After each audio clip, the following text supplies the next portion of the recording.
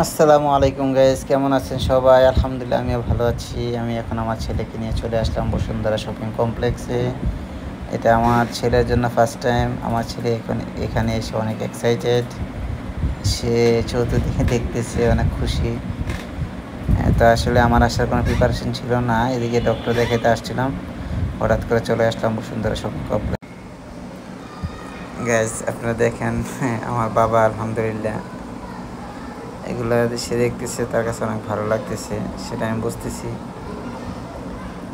মানে সে ভাবতেছে এটা কোনো একটা ভিতরে ঢুকা যাবে, সেজন্য সে চতুর্দিক দিয়ে ঘুরতেছে।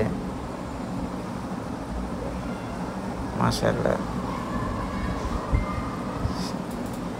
এখন আমার বাবা হচ্ছে একদম, আমরা টপ লেভেলে যাই কেনাকাটা শেষ করে, মার্কেট যখন ক্লোজ টাইম তখনই প্রায় গেছি।